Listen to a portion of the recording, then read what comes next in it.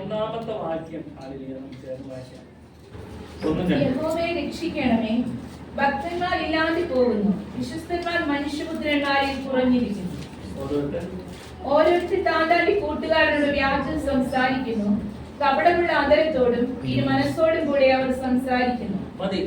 ഇവിടെ സങ്കീർത്തനക്കാരനായ ദാവീദ് താന് ജീവിത സാഹചര്യത്തിൽ ചുറ്റുപാട് നോക്കിയപ്പോൾ ഹല്ലേലൂയ ഭക്തന്മാരുടെ എണ്ണം കുറഞ്ഞു വരികയും ഹല്ലേലൂയ ഇപ്പൊ ദൈവത്തോട് നിലവിളിക്കുകയാണ്, യഹോവേ രക്ഷിക്കണമേ, ഭക്തന്മാർ ഇല്ലാതെ പോകുന്നു, വിശ്വസ്തന്മാർ മനുഷ്യപുത്രന്മാരിൽ കുറഞ്ഞിരിക്കുന്നു. ഹല്ലേലൂയ.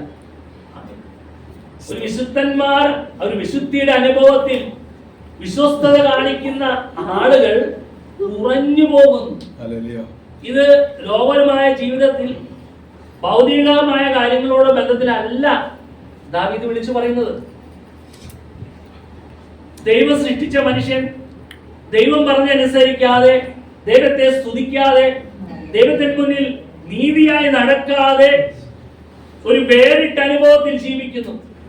ജഡസുഖം, ജഡത്തിന്റെ സന്തോഷം, ആമേൻ, ദൈവം ആഗ്രഹിക്കുന്ന വണ്ണം ജീവിക്കാതെ ഒരു ജീവിതം. ഇത് കണ്ടപ്പോ ദാവീദിന് പ്രയാസം തോന്നി, ദാവീദിന് സങ്കടം തോന്നി. ദാവീദ് വിളിച്ചു പറയുകയാണ്, യഹോവേ രക്ഷിക്കണമേ. ആമേൻ. നമ്മുടെ ഈ 2026 ജൂൺ മാസം ഇന്ന് 21-ാം തീയതി എത്തി നിൽക്കുക. നമ്മൾ എന്ന് ആയിരിക്കുമ്പോ ഹല്ലേലൂയ രക്ഷിക്കപ്പെട്ട് സ്നാനപ്പെട്ട് ആരാധിക്കുന്ന ദൈവമക്കൾ അവരുടെ കൂടെ നിൽക്കുമ്പോൾ അപ്പോഴാണ് അവരുടെ ഒരു വ്യത്യസ്തമായ സ്വഭാവം തിരിച്ചറിയുന്നത്. അവരുടെ വാക്കുകളിലും അവരുടെ പ്രവൃത്തികളിലും പതിയെ പതിയെ ആമേൻ ദൈവത്തോട് ആഴമായ ബന്ധമുള്ളതാണോ അതോ ദൈവമായ അത്ര ബന്ധമില്ലാതെയാണോ ജീവിക്കുന്നത് എന്ന് തിരിച്ചറിയാൻ സാധിക്കും.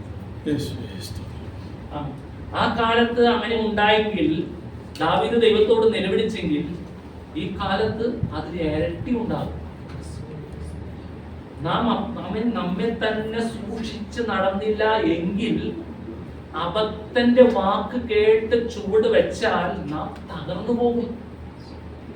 തെറ്റും ശരിയും തിരിച്ചു തരുവാൻ ഇന്ന് ദൈവത്തിന്റെ ആത്മാവ് നമ്മോടൊപ്പം വസിക്കുന്നുണ്ട്.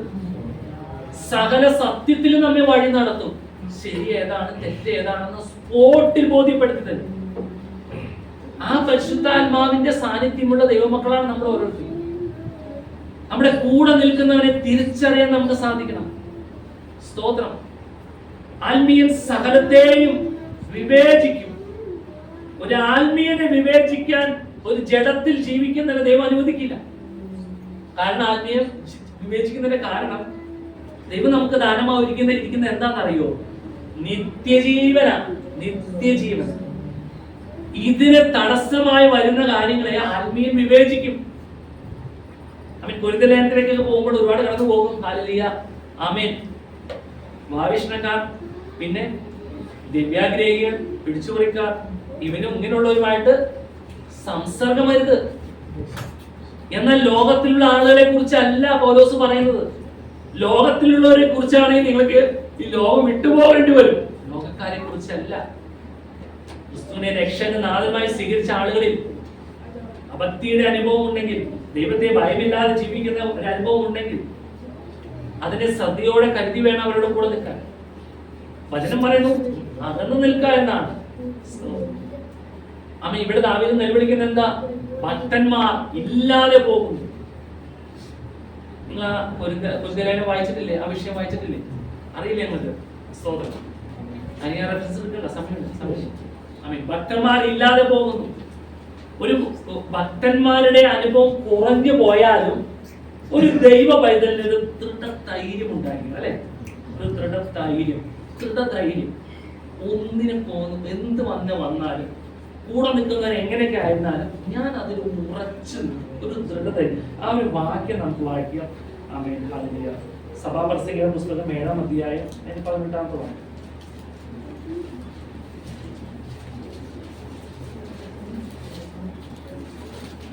നീ ഇത് പിടിച്ചുകൊണ്ടാൽ കൊള്ളാം,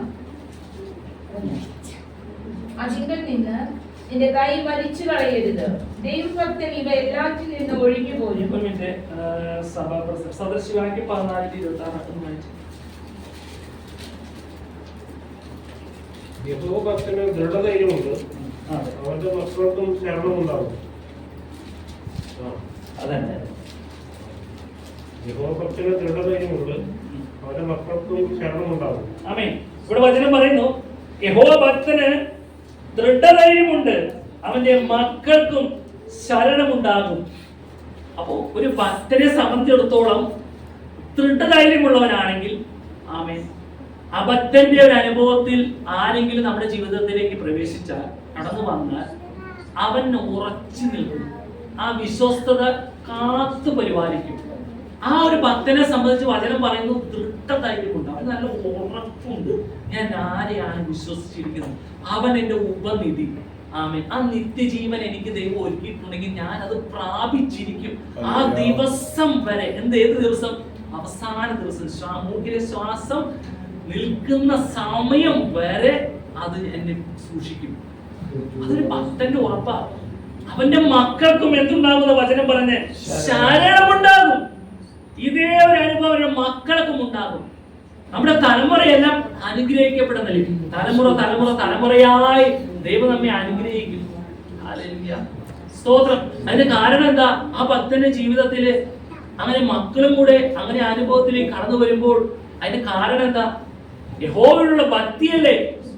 യഹോവയോടുള്ള ഭക്തിയാണ് തന്റെ മക്കളും ദൈവത്തിൽ ശരണം പ്രാപിച്ച് ജീവിക്കുന്നത്. വേറെ ഒന്നിലേക്കല്ല അവരുടെ ചിന്ത പോകുന്നത്. ഇപ്പൊ പ്രിയ കുഞ്ഞു പറഞ്ഞു പോലെ, ഹല്ലേലൂയ, ആമേൻ, അങ്കിളിന്റെ ജോലിയോടുള്ള ബന്ധത്തിൽ ആമേൻ ശരണം പ്രാപിച്ചത്, ചേട്ടാ ജോലി തരുമോ എന്നാണോ ചോദിച്ചത്? അല്ല, കർത്താവേ സ്തോത്രം സ്തോത്രം സ്തോത്രം. അവന്റെ അവൻ നമ്മളോട് പറഞ്ഞ ആ സാക്ഷ്യം കേട്ട അവന്റെ ഹൃദയത്തിലേക്ക് അങ്ങനെ നമ്മുടെ ഹൃദയത്തിലേക്ക് ചില കാര്യങ്ങളൊക്കെ ആഴമായിട്ട് ഇറങ്ങണം. ഹൃദയത്തിന്റെ താളുകളിൽ ഇരുമ്പാണി കൊണ്ട് എഴുതുന്നത് പോലെ എഴുതി വെക്കണം. അല്ല, ഇരുമ്പാണി കൊണ്ട് എഴുതി വെക്കുന്നത് അത് മാഞ്ഞു പോകില്ല. ആമേൻ, സ്തോത്രം. അങ്ങനെയൊക്കെ വന്നാല് അവന് ദൃഢധൈര്യം ഉണ്ടാകും പറഞ്ഞ. അപ്പന്റെ അനുഗ്രഹം മക്കളുടെ അവകാശമാണല്ലേ? അല്ലേ? അപ്പന്റെ അനുഗ്രഹം മക്കളുടെ അവകാശ. സ്തോത്രം.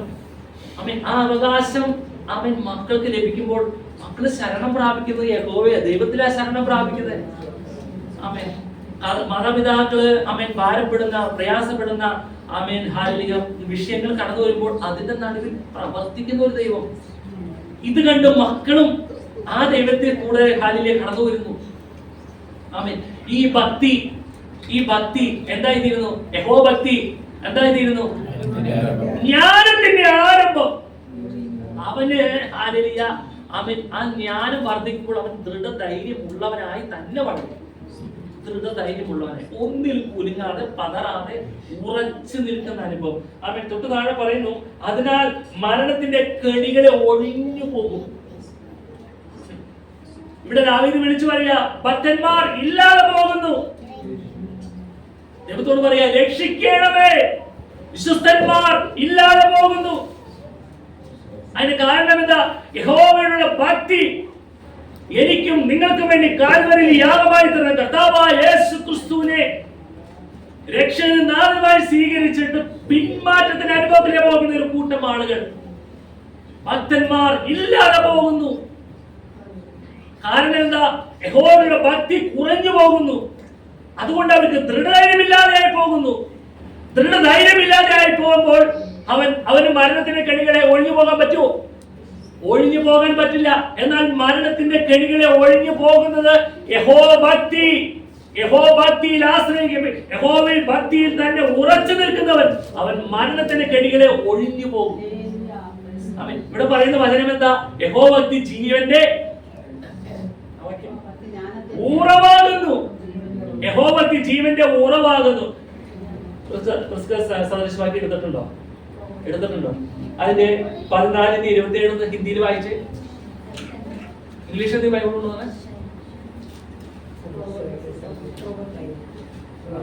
പ്രോവർബ് 14:27 14 അവിടെ വാക്കി എടുത്തിട്ടില്ല. അതാണ് ഞാനൊന്ന് വായിക്കാം. അവർക്കൊരു ഉറപ്പ് കിട്ടട്ടെ. അതെ, 26, 27, 27. यहोवा का भय मानना जीवन का सोता है और उसके द्वारा लोगों के मृत्यु के पंजे से बच जाते हैं. മതി, അതിന്റെ 26 ഉം 27 ഉം വായിച്ചേ, അത് മാത്രം. यहोवा के भय मानने वालों को दृढ़ भरोसा होता है और उसके पुत्रों को शरण स्थान मिलता है. കണ്ടോ, നമ്മുടെ പിതാക്കന്മാർക്ക്, നമ്മുടെ പിതാവിന് യഹോവയുടെ ദൃഢധൈര്യമുണ്ടെങ്കിൽ മക്കൾക്ക് എന്തുണ്ടാകുന്ന പറഞ്ഞേ ഹിന്ദി, മക്കൾക്ക് शरण स्थान मिलता ആ മക്കളും അതേ യഹോവയിൽ തന്നെ ആശ്രയിക്കും. സൃഷ്ടാവിലേക്ക് മക്കൾ നോക്കും. ആമേൻ. ആളുകളിലേക്ക് നോക്കില്ല, ദൈവത്തിലേക്ക് നോക്കും. കാരണം അവർ കാണുന്നത് അവരുടെ മാതാപിതാക്കൾ യഹോവയിൽ ആശ്രയിക്കുന്നതാണ്. എന്ത് പ്രശ്നം വന്നാലും, പതറിപ്പോയാലും, ഏത് പ്രതികൂലത്തിന് നടുവിൽ കടന്നുപോയാലും അവർക്ക് ദൈവമായുള്ള ബന്ധത്തിൽ ഒരു ദൃഢധൈര്യമുണ്ട്.